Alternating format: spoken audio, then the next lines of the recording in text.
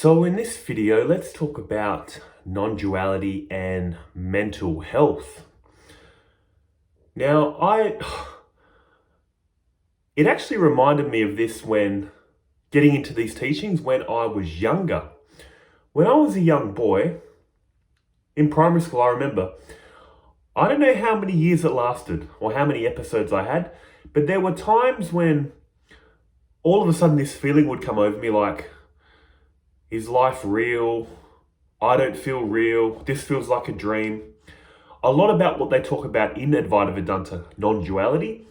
But here's the thing. As a child, that was terrifying. That would freak me out. I would have these episodes. It was so panic-inducing. Just this feeling of, is this real? Am I real? I'd look in the mirror and go, am I alive? Like all these kind of thoughts.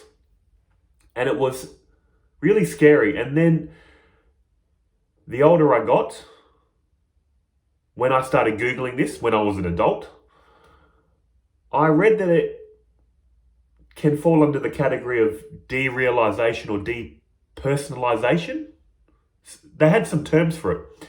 And when I read those terms, I went, yep, that's exactly what I'm experiencing.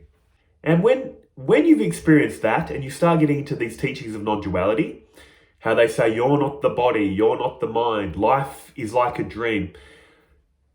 Looking back at those episodes as a kid, that's how I was feeling, but it gave me a sense of terror. Coming to these teachings now as an adult, these teachings are so liberating. And for the right person at the right time, these teachings will give you such a sense of freedom, peace, and love. But this video is more about, if these teachings are messing with your head, seriously, get out of them. I truly believe, actually I don't even truly believe, it's a fact. These non-dual teachings were meant to be for a select few qualified students on the spiritual path. And what do we naturally think? Oh, it's some exclusive club. What, I'm not good enough for the club? No, seriously guys, it's, even when you get into these teachings of oneness, 80% of the work is still going to be spiritual practice. You either do all the spiritual practice in the beginning, then you get this realization of oneness at the end, or you might stumble into this teaching of oneness in the beginning, but you still need to do spiritual practice at the end. I'd fall half-half. I came into these teachings with a lot of meditation, but all this other spiritual stuff they recommend, devoting to a god, karma yoga, I wasn't into that. I just did a lot of meditation, which gave me a mind that was calm enough to focus on these teachings. But even after hearing these non-dual teachings, I went through a phase of confusion, thinking it's ridiculous, forgetting all this stuff, going back to the world, having a party, thinking, oh, spirituality is ridiculous. I'm going to go back to the world. But then it slowly drew me back in because the world wasn't doing it for me. But the whole reason for this video, guys, is just to say, and I've received passing comments occasionally about these teachings made me feel detached or depersonalized. Or what I'm saying is, if these teachings of non-duality, life is like a dream, you're not the body, you're not the mind, all that kind of stuff, if it's freaking you out, if it's making you question your sanity or anything negative, I'm honestly saying stop it. Just get out of these teachings. They're not right for you at all, or maybe not right for you now. And like I said, the real work in spirituality is meditation, devotion, service to others. Non-duality or not, that's where the bulk of your work's going to be. And I'll just quickly mention why that is. It's because, just say you've never heard of non-dual teachings, if you have the devotional mindset, the service mindset, meditation, you're going to have a calm, pure mind. What is a calm mind? A mind that can focus. What is a pure mind? Pure in the sense of you're not thinking about you so much. Impure just basically means too much thinking of me and mine. Pure means others. Thinking of a God, which humbles ego. Thinking of others purifies the mind. So if you have that and come into these non-dual teachings, you're going to have a great experience with non-duality. These teachings of oneness will fit like a glove. If you're anything like me, I came into these teachings half-baked. A lot of meditation, but not any of the other stuff. So I had the ability to realize this intellectually, but I wasn't feeling it. And I thought it was ridiculous. What will spiritual practice do at that point? If you've got it intellectually, what does spiritual practice do? Aligns what you know with how you feel. The feeling of oneness is basically the feeling of love. How do you have the feeling of love? By acting in a loving way, humbling the ego, loving a God, loving others, seeing the divinity in everyone and everything. So you intellectually understand oneness with a calm, stable mind, and you'll feel it through acts of service and love. But if any of this is missing, guys, like I said, if you're getting these teachings, which are passed around so freely these days, and they're affecting you mentally, please stop. I truly hope your mind will reject these teachings, thinking they're ridiculous, because that's probably a fail-safe mechanism of the mind. Hearing these teachings when you're not ready, the mind will reject it, think it's nonsense. Good. It's better to do that than to get into these teachings and make you feel uneasy, unsettled. Spirituality is for inner peace, for a calm, stable, happy life. Calm, stable mind, happy life.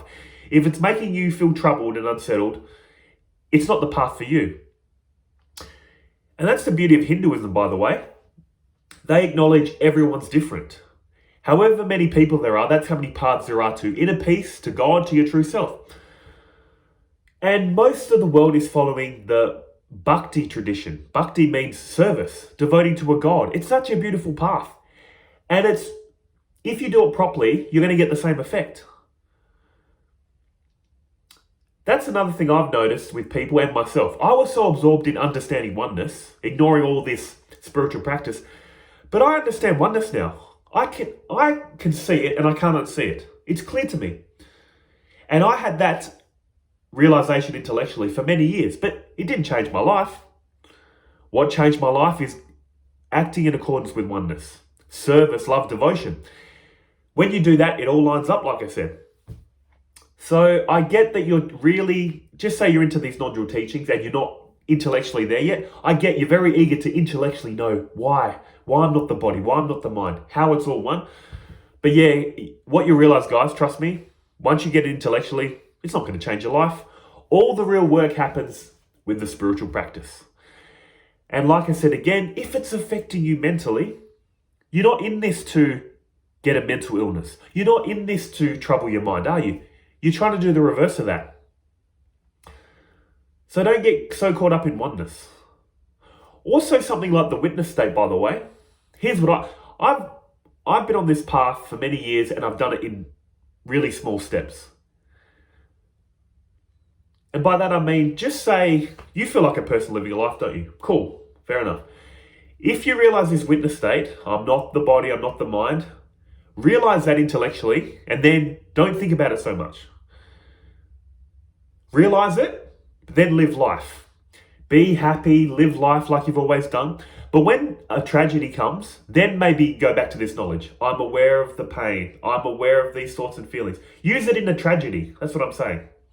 When life is going well, embrace life. Be like you were. Try to find happiness. Have a lot of fun. When you have negative thoughts and feelings, use the witness state as a tool to get through it. I'm feeling down. I'm feeling negative. Go into the witness state. I'm aware of the negative thoughts. I'm aware of the negative feelings. They can't ultimately touch me. Use the witness state to get through the troubling times. That's all I'm saying. When that's done, go back into the world. Think you're a person living a life, have fun. Tragedy happens, remember the witness state. Do this for as long as you need to, guys.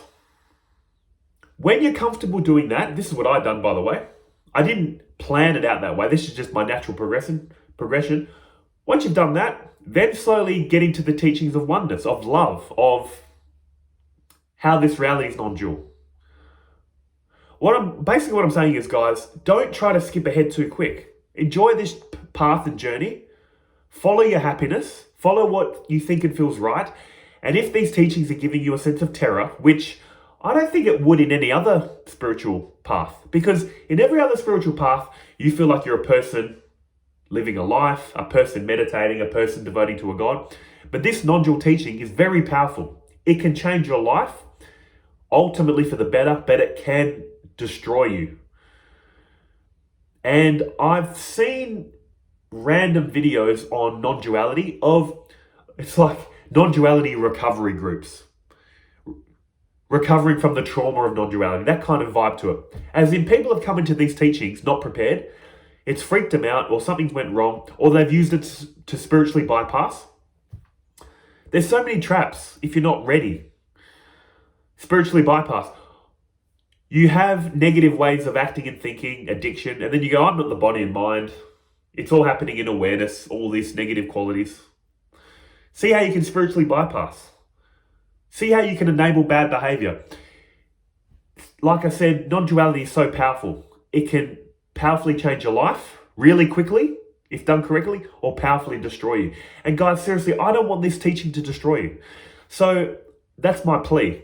If, like I said, I'm going to end this video soon. If it's affecting you mentally in any way, making you feel anxious, like I'm not the body, not the mind, and it's affecting you in a bad way, hand on heart, get out of it, please. Stop watching this kind of stuff, because it's not meant to terrorize you. It's not meant to freak you out. And if it is, get out of it. Come back to it when you're ready, when it's not going to freak you out. Seriously, you're not missing out on anything. Like I said, I've understood oneness intellectually for years, but big deal, I didn't feel anything until I reluctantly goes, all right, what else do they talk about? Serving a higher power, serving others. I reluctantly dragged my feet and did that, and then it all clicked. I can experience oneness, and I can feel it. But what's most important to us? To end this video, what's the most important thinking or feeling? Our feelings.